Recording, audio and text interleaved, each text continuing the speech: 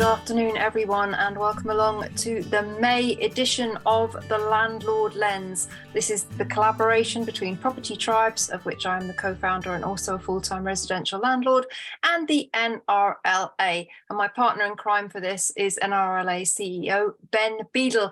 And Ben, well, the weather is hot, hot, hot, but it's also hot, hot, hot in the private rented sector. We've had the Renters Reform Bill published, and that is trending across all of landlord and property social media. You've been very busy out on the campaign trail, talking about the bill and so on. I guess this is one of the busiest times that you've ever experienced. Yeah, afternoon, everybody. Yeah, I mean, I'm just sort of casting my memory back to sort of the COVID days of eviction bans and other sorts of things that we had to go through. But this is, Gove has now pulled the plaster off, hasn't he? You know, for the last couple of years, we've had that plaster inch and inch and inch and inch. And it's off, and we can see what it is. And you know, I liken this, Vanessa, to going to see my in-laws. You know, often the thought of going to see the in-laws is much worse than the actual reality. And I hope that this proves to be the case when it comes to renters reform. Indeed. Well, I think, you know, that as I mentioned, lots of landlords unpacking it, commenting on it. Also, property commentators looking at it. I mean, clearly, the biggest thing that has concerned landlords is the abolition of Section 21. In our discussions on Property Tribes, Ben, a few of our community members, and in fact, I have seen it on other forums as well, were critical of the NRLA, saying that you didn't do enough to try and stand your ground, or landlord's ground, over Section 21. What would you reply to that? Yeah, well, I think that argument was lost 4 or 5 years ago, Vanessa, really. I mean, to be brutally honest with you. I think what a lot of landlords tell me is that they don't evict a tenant without reason.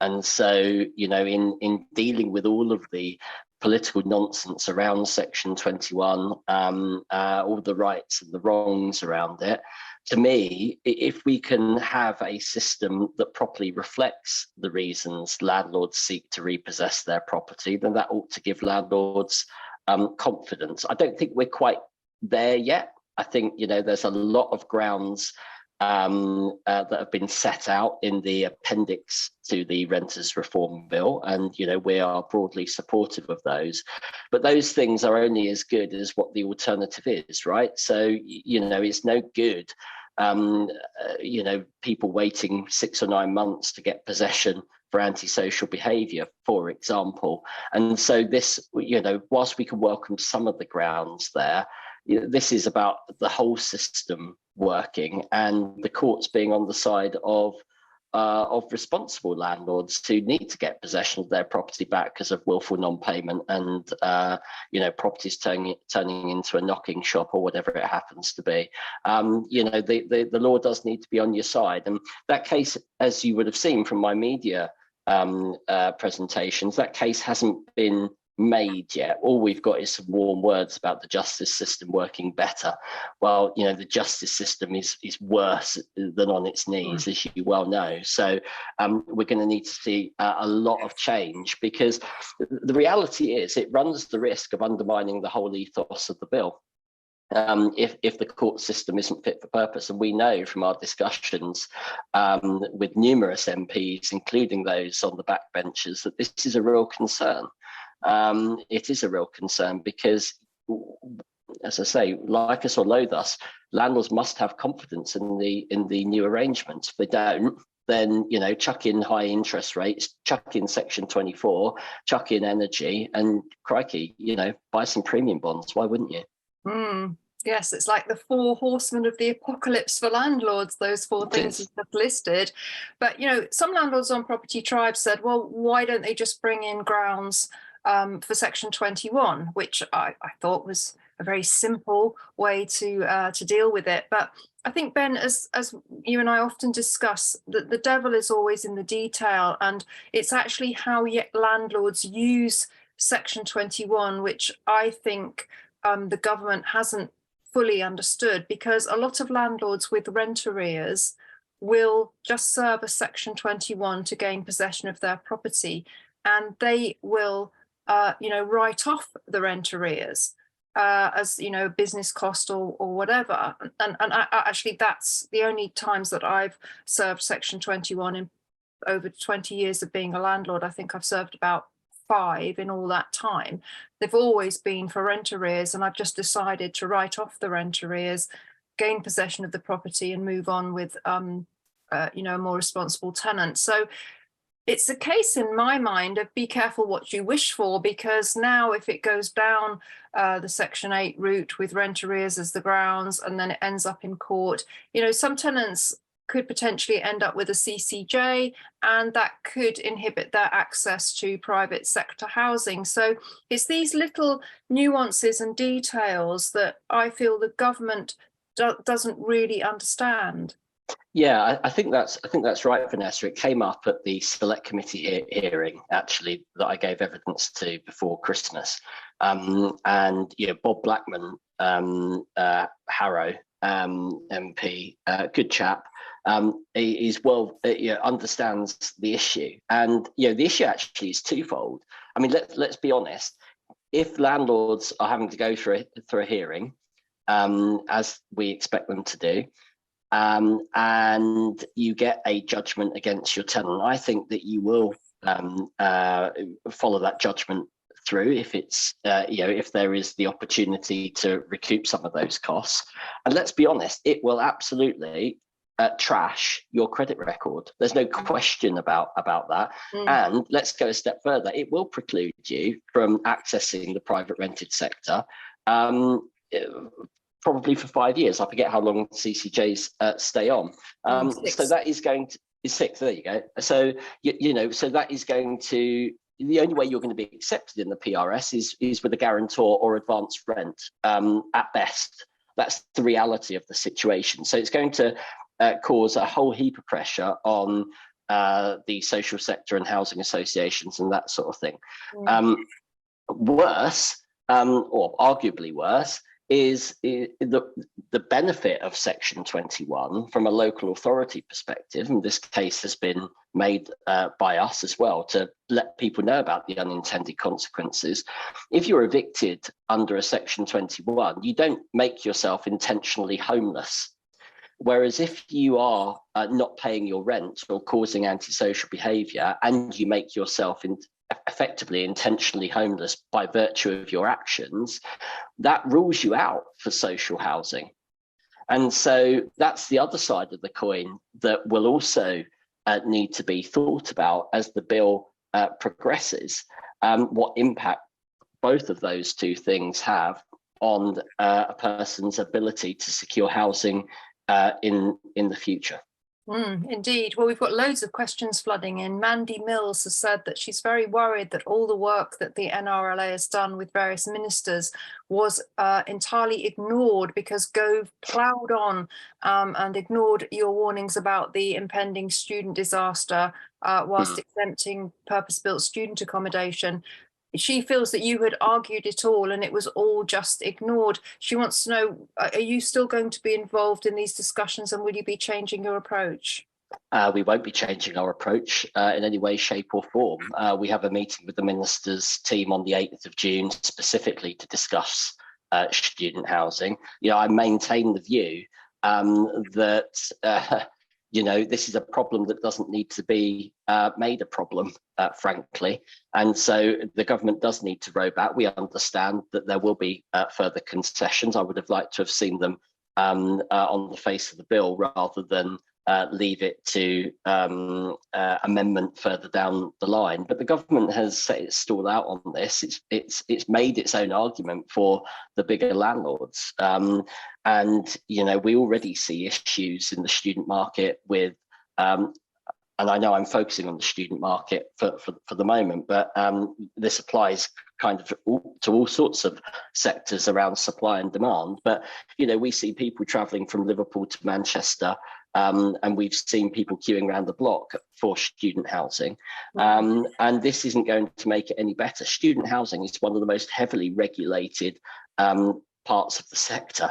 I should know I renewed my license yesterday evening, paid £1,001 for the privilege of doing so. And if it's accepted, I pay another £250. Ouch. Yeah, no, absolutely. And these are things that landlords are doing up and down the country. And so, you know, you're not going to invest in that sector if you can't be certain about predicting some element of when the property is going to be available. And that applies as much as to a tenant as it does to a landlord. So I mean, in answer to the question, yes, I don't think it has been ignored. It's not been put in the detail of the bill, but, you know, we're pushing very, very hard. You would have seen a lot of media articles across national press talking about this issue, indicating that Michael Gove might be changing his mind on it. I am expecting a concession of sorts.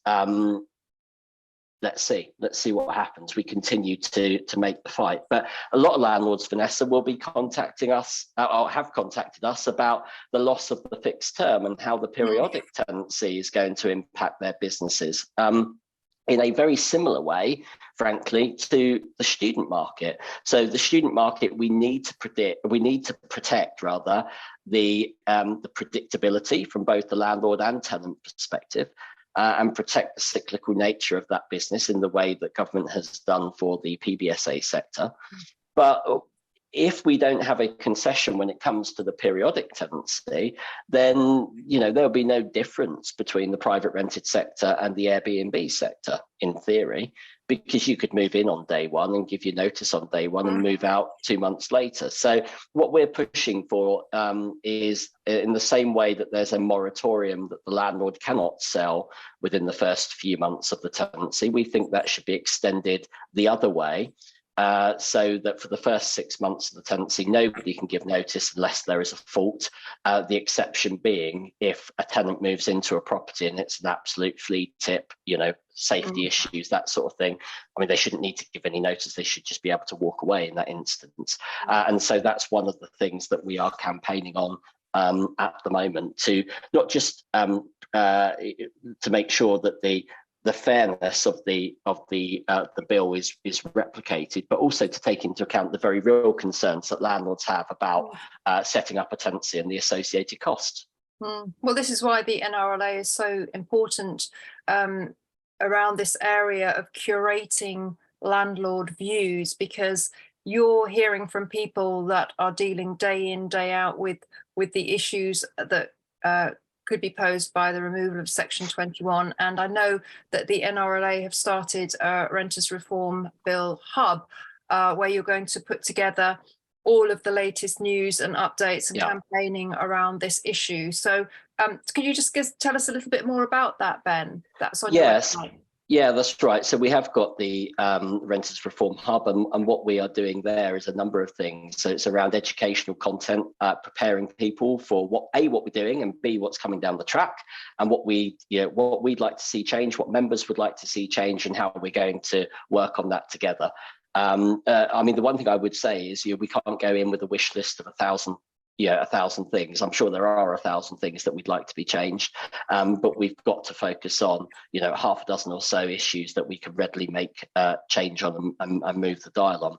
The other side of the coin is sort of FAQs and making sure that those sort of rolling changes are communicated, and that we don't repeat the car crash that's happened in Wales around implementation, and making sure that things are implemented in the correct way, that the appropriate, not even concessions, people call them concessions, don't they? I just call them, tweaks to make them work, and give, and make sure that responsible landlords have got confidence. But whether you call them a tweak or a concession, making sure that the customers have got the full view of things that the association are doing, and have got a two-way dialogue to be able to feed into their concerns.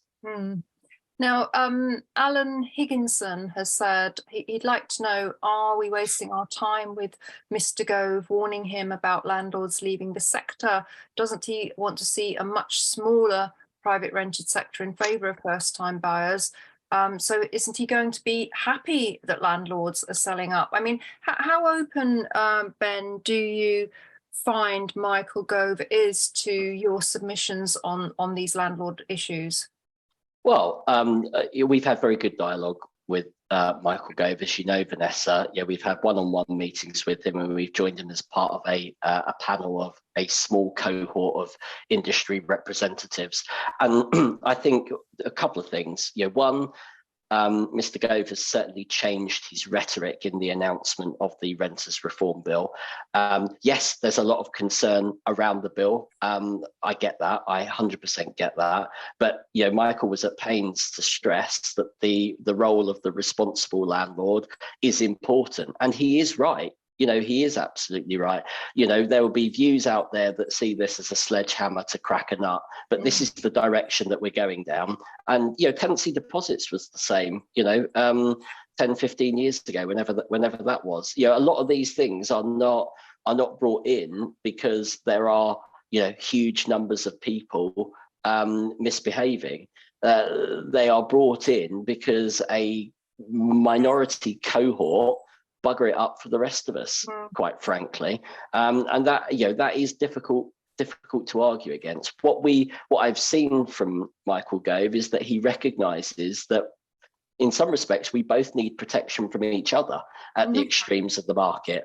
Good landlords need protection from bad tenants, and that's where he's come down on antisocial behaviour, rent arrears and persistent rent arrears and other things, and vice versa. Yes, we want to see some changes, but so do the other side as well. And so, this is now the plaster's off. This is the beginning of a journey. This is the beginning of a journey for sensible argument. And I do accept I forget the gentleman's name now. Bluntly, the biggest concern out there is not landlords fleeing the sector, right? But I think the biggest concern out there is the supply and demand imbalance that we have, the associated cost of renting, and the crisis of confidence caused by mortgage rates, taxation, and energy.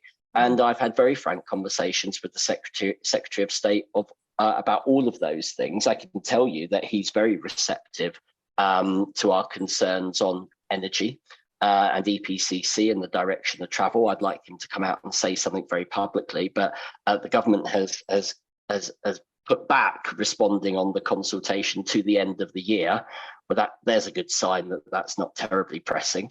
And we continue to make the argument, Vanessa, around what everybody said to government of 5 or 6 years ago, which is that if you play around with Section 24 to cool the market, there's only going to be one cohort of people that's going to suffer, and that's our friend the renters. And we're starting to see that. And it's no point me coming out and saying the landlord's going to exit the sector. Let's get capital economics to do some sensible modelling about what impact those decisions have had on rents and availability of homes. And that's exactly what we're doing. And we will continue that narrative. Well, that's another topic that's been trending on Property Tribes. And indeed, your research with capital economics into what is, causing landlords to leave the sector and so on. And I think data is so important. Governments want to know data, they want to know numbers, and this kind of research is invaluable to backing up your arguments, Ben.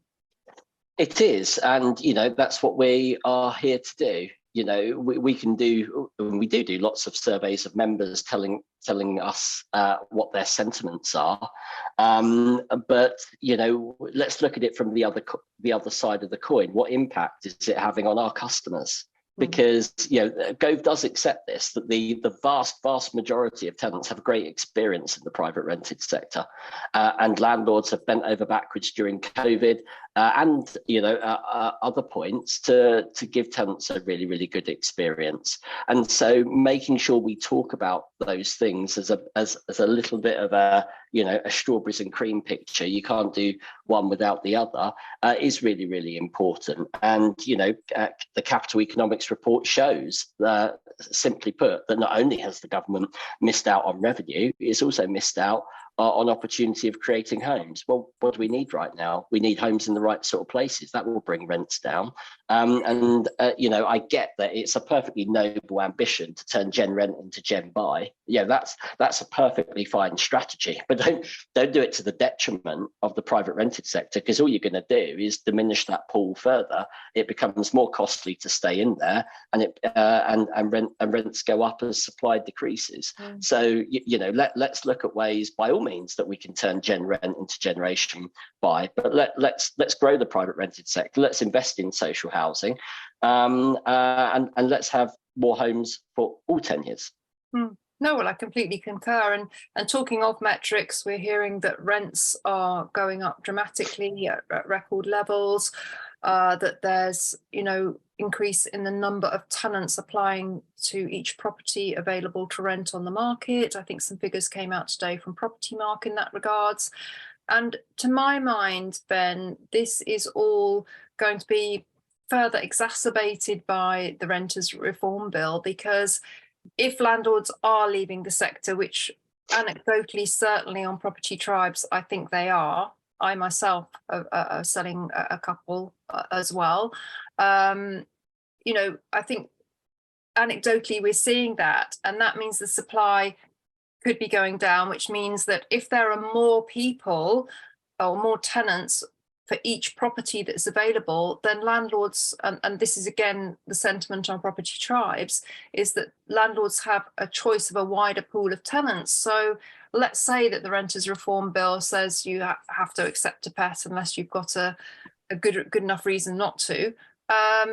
Landlords have got such a good choice of tenants, they're just not going to choose a tenant with a pet. So, so much of this, to me, it hasn't been thought through on unintended consequences. And this is a kind of general theme that I feel has been ongoing with this government since the introduction of Section 24 in 2015. They just haven't thought through the unintended consequences. And if you tweak one lever here, it has a knock-on effect over here, and they don't think about that, in my opinion. I don't know what you think, Ben.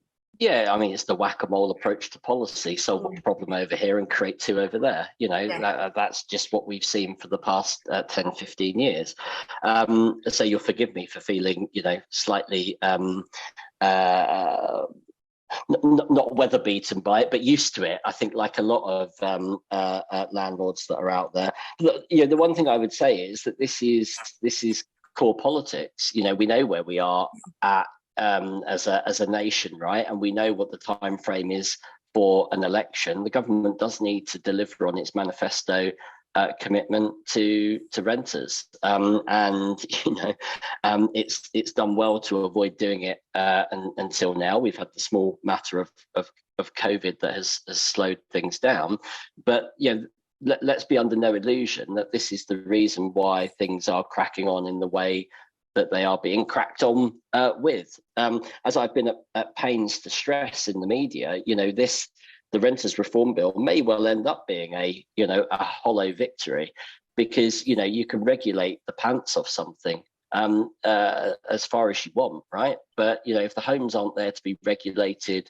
at the end of the day, then you might have won the battle but lost the war, whatever the phrase is. And so this is why I do think we need a sensible view of life, and we've got a period of time now to engage with politicians. We know that there are politicians on the blue benches that would like to see some changes, and we will be talking to them and others about the sorts of changes that we want to see. But principally, it's around the fixed term and the periodic tenancy. It's around students. It's around court reform. There's a whole number of things that we think could be changed that does give landlords confidence. But as you rightly observed, Vanessa, there are a number of other things going on in the sector other than rental reform, and landlords will choose at a moment that suits them, because they can, when they cash their chips in, and that could be because of interest rates. That's the bit that actually underpinning all of this, I think principally, dare I say it, in a year or 18 months' time, I think landlords will be able to adjust to rental reform if they want to. What they won't be able to adjust to quite so readily, because you can join an ombudsman, you can join this, you can do that, you can say no to that tenant, you can say this to that tenant, right? That's, you know, that's within your gift. What's not within your gift is how much your mortgage costs you, or what your energy bill costs. And if you're looking at things on a purely financial basis, and we know that a third of landlords are due to come off fixed terms in the next 12 months, well, if you've been used to paying interest rates at 2-3%, and you're going up, as mine is, to 6.29, but that's going to make you think long and hard about the viability of that business, irrespective, before you've even thought about rental reform. And there's also, you know, people, and we see that across our database as well of members. We have an older, wiser cohort of members who, due to their own circumstances, are taking a view that now is the right sort of time. And there are a whole range of reasons why people are doing that. So do I want to say that, you know, landlords have looked at rental reform and they're exiting the market? No. Are some? Yes, of course they are. Are some looking at energy and exiting the market? Yes, of course they are. Are some looking at Section 24? Well, a lot of them already have, and some of them will continue to do so.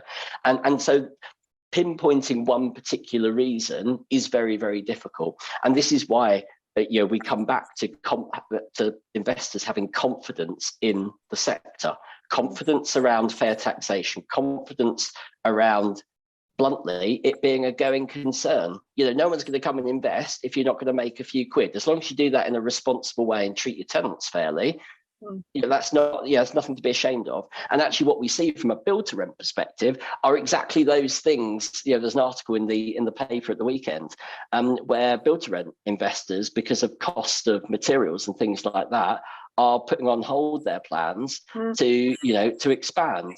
Well, that's a problem too. You know, we need to have the right homes in the right places across a range of tenures. And to do that, whether you like it or not, those investors must have confidence, otherwise they would do something else. And you may well say that that's a really, really good thing. And I say, well, wait a few years and let me know whether you think it is a good thing, because I don't think it is. Well, I just think all of the things that we're discussing are like a cumulative effect on landlords, because, as you know, as I always try and say when I do my media commentary, is that the small margin that landlords make, the difference between the mortgage payment, assuming they have a mortgage, and the rent they receive, that small margin is to reward them for taking on the risk of a non-paying tenant, or indeed a tenant that also or damages a property. And that margin is getting so slimmed now that, you know, landlords are thinking twice about coming into the sector as newbies, and we need fresh blood in the sector. And older landlords are thinking, well, I was going to retire in maybe 5 years' time, but I think the writing's on the wall, and I'm going to sell up now. So we're seeing record amounts of tenanted properties going into auctions, and lots of companies that are selling tenanted properties are reporting how busy they are. So I think, you know, people are making these decisions.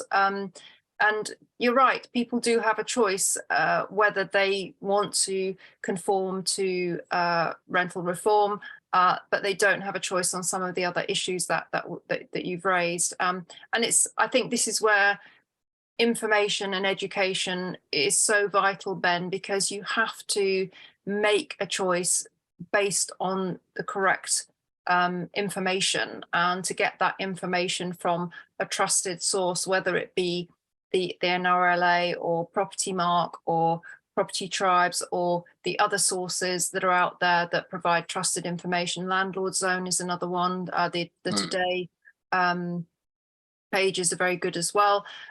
You know, landlords going to have to sit down and think, am I going to carry on?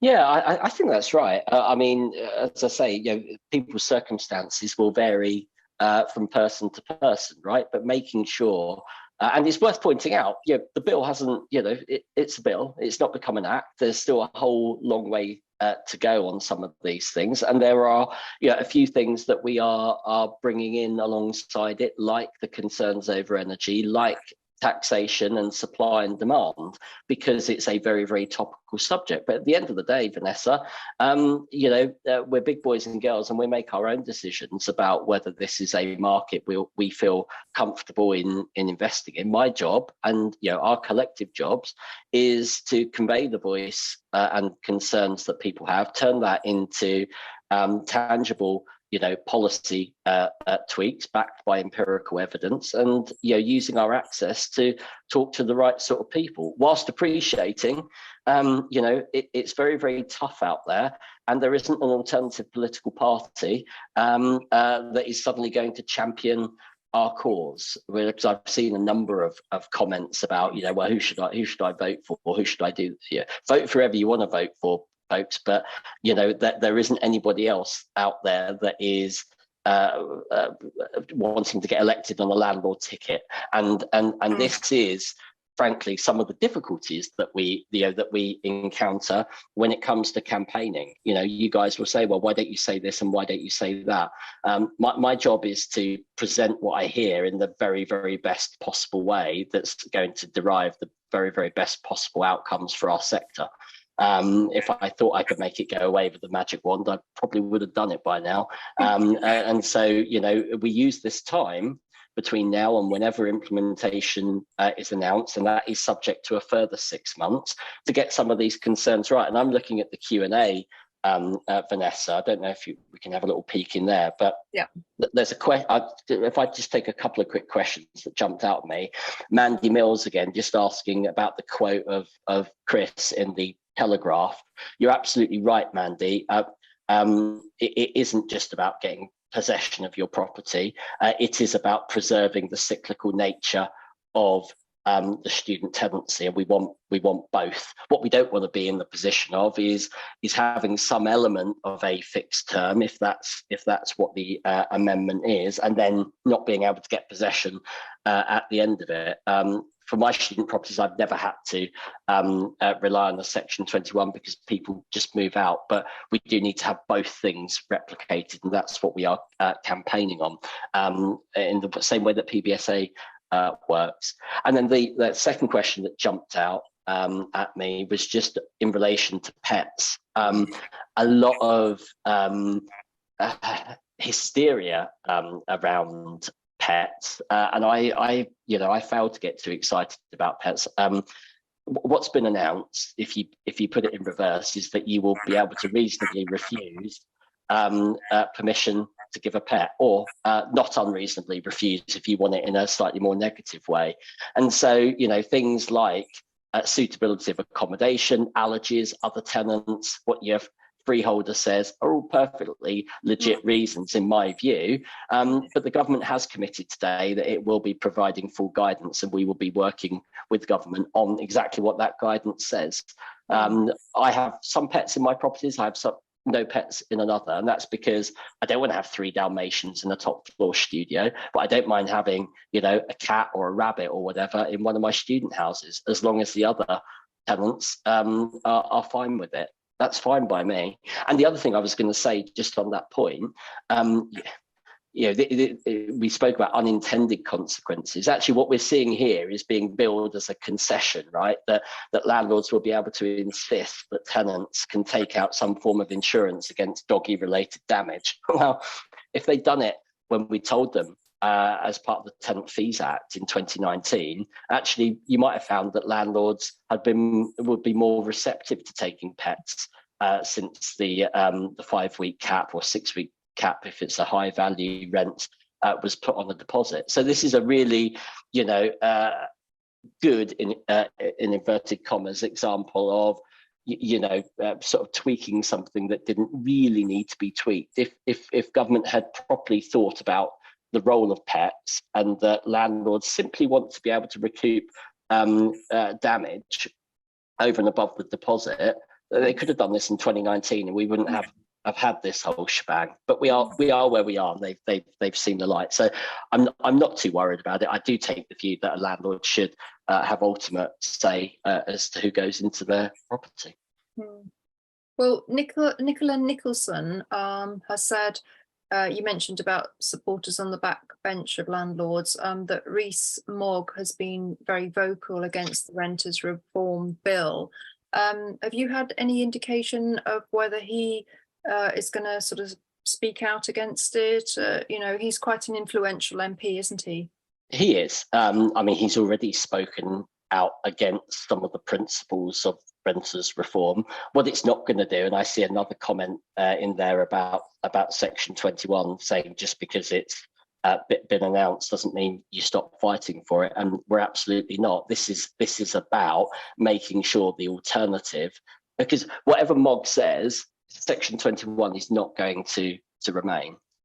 There is no political appetite for it to remain, I'm afraid, and the best that we are looking at is to make sure that the alternative works as effectively as it can be. And people like Rees-Mogg and others will be very helpful in that argument, absolutely. And that, those are the types of individuals that we have and will continue to engage with. What about the latest housing minister? Have you had any direct contact with them? Yep.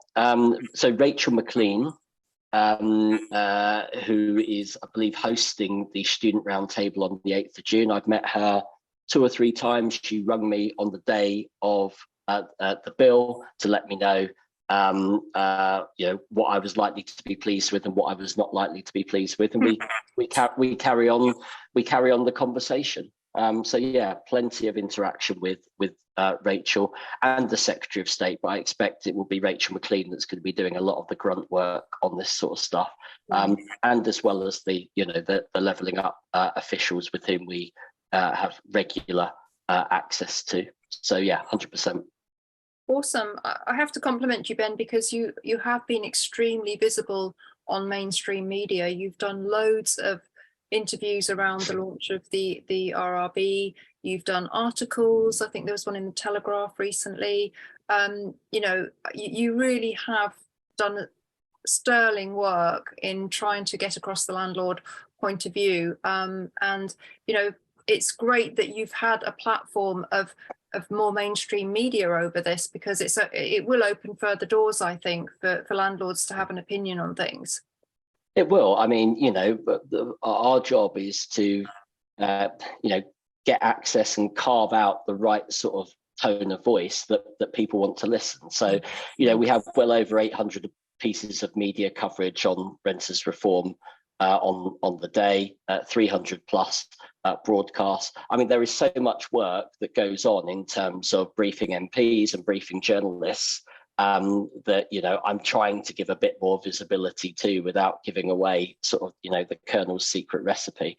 But it is very important to me to be as visible as possible. And there's a comment here about why I don't write on Landlord Today's blog. I try and do as many of these types of things as I possibly can, as well as making sure that NRLA is a going concern and making sure that it is providing the services outside of lobbying that everybody comes to rely on. But I'm very, very open to do it. In fact, I'm talking to who's the guy that does Landlord Today? I forget who it is. And isn't Nat Daniels? I'm talking to him in a week or so. So something for me to think about, Daniela. But I pride myself on being as visible and as open with people as possible about the work that we are doing, and we will continue. We have very little support as investors, and it's my job to carve out the right types of arguments for the responsible majority and take that to power. And I'm very pleased that the Secretary of State has given us that opportunity. And we may not be able to deliver everything that you want, but we will have a bloody good go in the meantime. Well said. Hibat Sheikh is saying, is there any option for landlords to sell the property while it's still rented? The problem is that if you put a property on the market, the tenants will not allow the viewing by using various different tactics, because obviously they want to stay in the property. And meanwhile, the landlord's mortgage is going up, very significantly. Well, the answer is yes. you can sell properties tenanted. I believe that the NRLA is partnered with MoveWise, who are able to undertake that for you.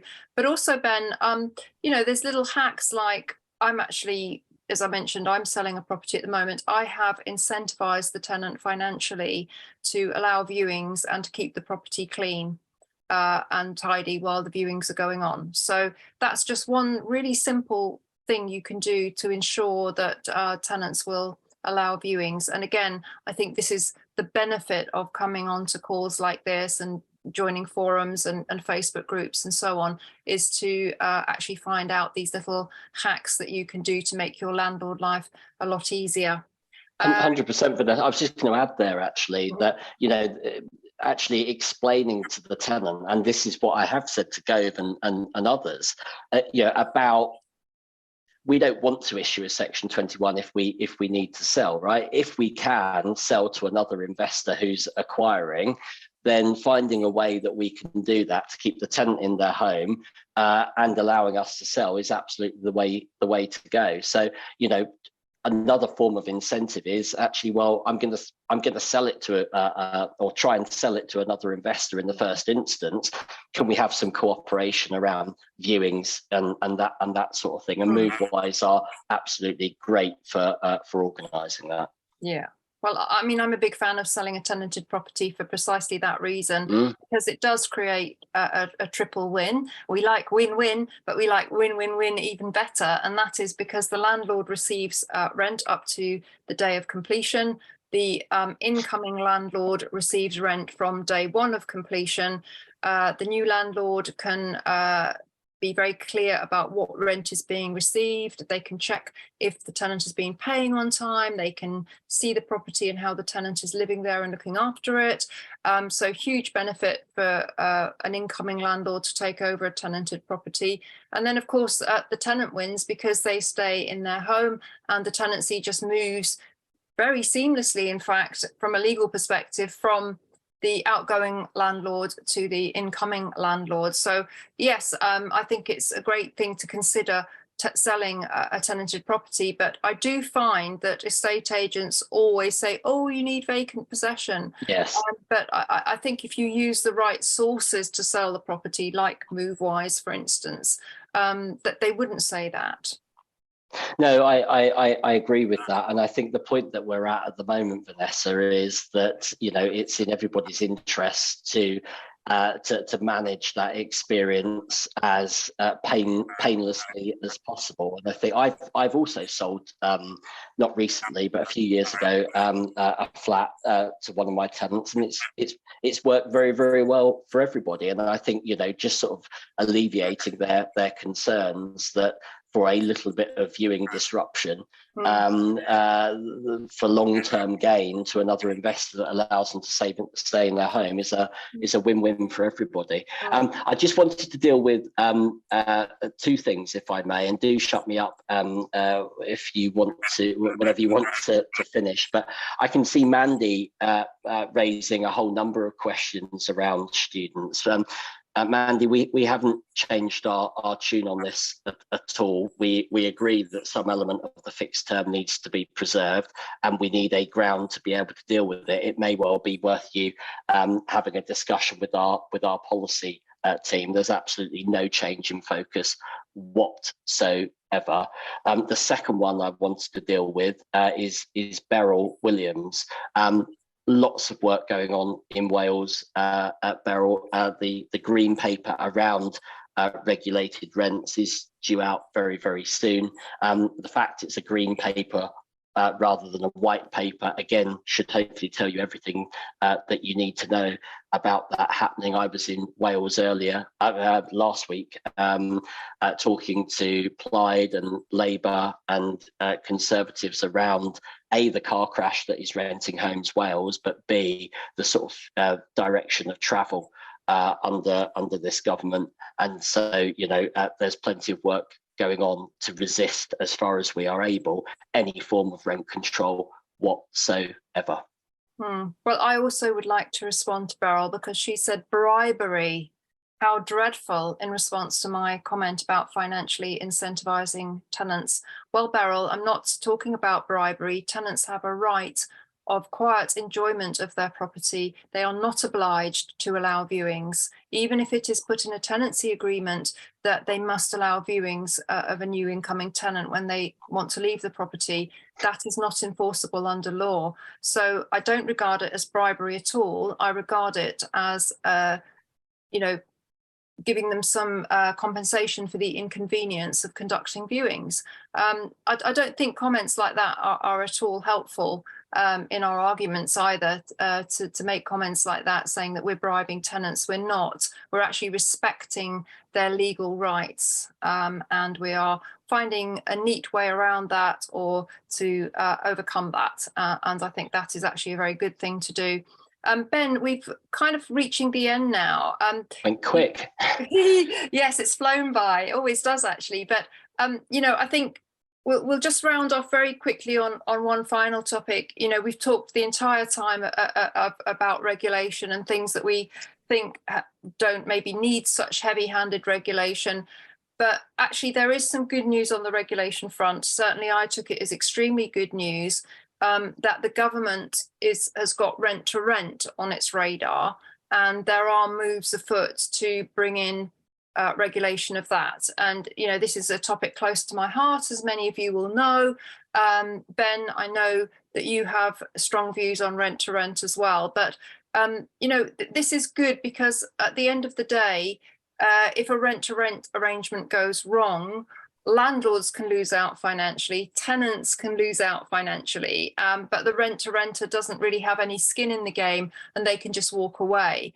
And I think actually regulating this and putting in higher standards for how rent-to-rent is conducted, I regard that as very, very positive.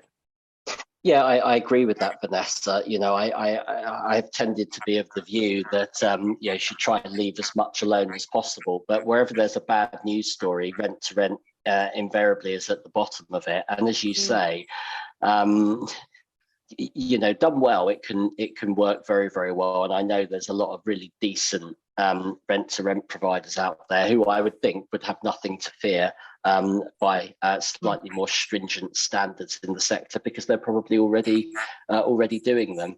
But it is an area that does bring the sector into disrepute, and anything that we can do to weed out the charlatans and the cowboys has to be a good thing. And I think this is one of those things that's going to fast catch up. It wouldn't surprise me if it came in to renters reform at a slightly later date in some way. Unfortunately, Ben, this has kind of played into the government's latest announcement about asylum seekers being able to be housed in non-compliant HMOs, that HMO regulations do not or may not be applied to properties that are housing asylum seekers. I think that's absolutely shocking that the government should say one thing on one hand and then on the other hand say that a certain demographic of person doesn't deserve or doesn't warrant the same level of compliance and safety as another demographic of person. I think it sends out a completely wrong message. No, I absolutely agree with you, Vanessa. It's discrimination of the worst kind, and you might draw some similarities on Section 24 in some sort of way. Some people paying more tax than others for basically the same homes. But I want landlords on the right side of the argument on this one. That's why we were happy to sign the letter to the Home Secretary.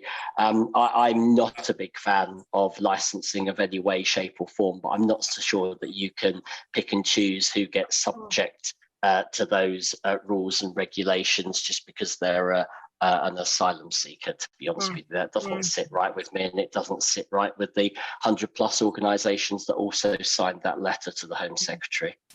Good stuff. So we'll close this out now, Ben. Just a final word. What's your diary looking like over the next few weeks? Are you on tour? Are you doing more campaigning? You're a busy landlord bee, aren't you? I thought I'd just put my feet up, Vanessa, fire my nails and kick back and see how the summer plays out. Lots of things going on. A question about the hub. If you go to the homepage, you will see the link to the hub on there. It is member only. You do need to be a member to access it. But in terms of what our diary and my diary looks like, we have more on-tour events. We have more engagement with MPs. We have meetings with ministers, one as soon as Thursday, the 8th of June, specifically on students and student tenancies. We have a launch event in Wales, especially for Beryl, around the state of the PRS in Wales that the Minister for Climate Change will be attending. That's on the 14th of June, Beryl, so a date for your diary. That takes us up to the middle of June. Lots and lots of things going on. I would encourage listeners to get involved via Property Tribes and the NRLA websites and surveys. A lot of you know where to find me, but Twitter and other social media channels if you want the chat. Awesome. Well, this has been recorded, this Landlord Lens for May, and we will be uploading it onto Property Tribes and indeed the NRLA website if you want to review anything that we've discussed. Obviously, we have only scratched the surface, and sorry for anybody whose questions that we missed. They have come in thick and fast, actually. I think we've got 47 questions on there, and we've just had to glance through and pick out the ones that we can see. So if you have got any further questions, please do go along to the NRLA forums if you're a member, or indeed Property Tribes, post your questions there. We're looking across social media all the time, and you will get answers, if not from us, from other landlords who have an opinion to share as well. And that is the beauty of the social web, that we can all have a hive mind of information, that none of us is as smart as all of us, and we can never learn less. So on that very positive note, I'd like to thank Ben for his time today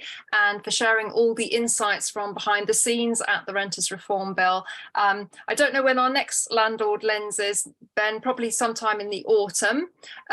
But it's been great, chewing the cud on everything that's happened in the last couple of months, and we'll be back very soon. So keep your eyes peeled to the NRLA and indeed Property Tribes for our next Landlord Lens. But for now, from Ben and myself, we wish you very happy, hot, sunny weather.